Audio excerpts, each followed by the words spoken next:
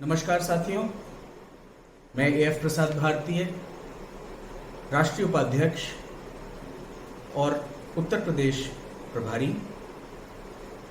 आज एक बहुत ही महत्वपूर्ण विषय पर आपका ध्यान आकर्षित करना चाहता हूं। साथियों, आज नवभारत टाइम्स में एक आर्टिकल निकला है जिसमें कि बताया जा रहा है, जिक्र है योगी आदित्यनाथ माननीय मुख्यमंत्री हैं उत्तर प्रदेश के, उनकी IT टीम द्वारा ये वीडियो, एक ऑडियो टेप सामने आया है जिसमें उनकी टीम मेंबर्स ये बोल रहे हैं कि अगर आप योगी आदित्यनाथ के फेवर में, उनके पक्ष में अगर कोई ट्वीट करते हैं तो आपको 2 रुपए प्रति ट्वीट मुआवजा दिया जाएगा, आपको पेमेंट मिलेगा। और सबसे बड़ी बात यह है, उस ट्वीट करने के कुछ क्राइटेरिया हैं। आपके 100 से ज़्यादा फॉलोअर होने चाहिए और कम से कम 25 माननीय मुख्यमंत्री अजय सिंह बिष्ट जी के समर्थन में आपको ट्वीट करने हैं और इमीडिएटली पैसा जो है आपके अकाउंट में ट्रांसफर हो जाएगा। अब अगर इस छोटे से न्यूज़ आर्टिकल का परिप्रेक्ष्य हम देखना चाहें तो एक बहुत ही बड़ा मुद्दा या एक बड़ी स्थिति, जो परिस्थितियां जैसी चल रही हैं उत्तर प्रदेश राजनीति में, जैसा कि आप जानते हैं उत्तर प्रदेश जो है वो भारतीय राजनीति का एक केंद्र बिंदु है।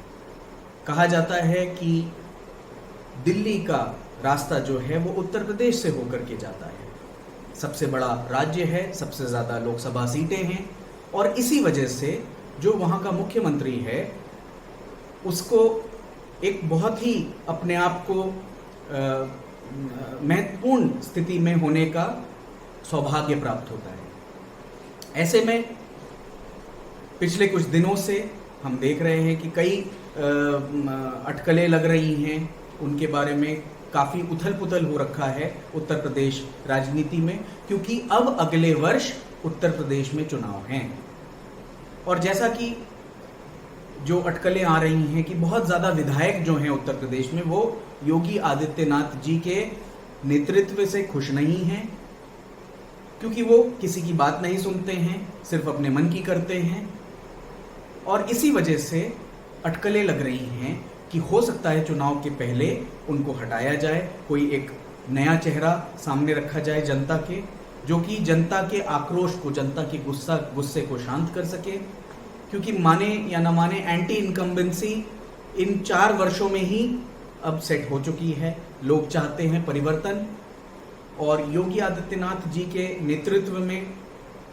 नेतृत्व से बहुत से लोग ज़्यादा खुश नहीं हैं, बहुत से लोग नाखुश हैं।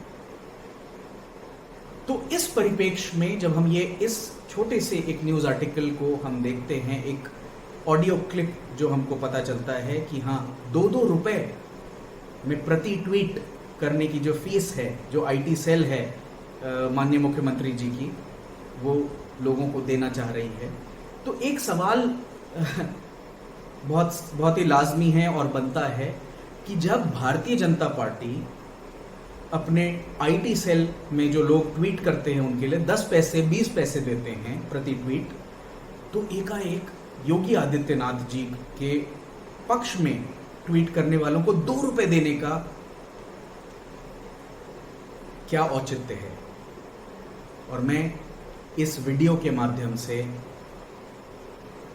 1 to 1 योगी आदित्यनाथ जी को ये कहना चाहता हूं कि माननीय मुख्यमंत्री जी, अगर इन 4 सालों में, इन 4 वर्षों में आपने कुछ ढंग का काम किया होता, जनता को तोड़ने का नहीं जनता को जोड़ने का काम किया होता, अगर आपने समाज को बांटने का नहीं समाज को एकजुट करने के काम किए होते, विकास के काम किए होते, तो आज आपको ये दिन देखना ना पड़ता।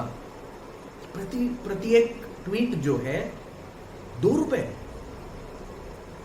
एकाएक 200% का इजाफा।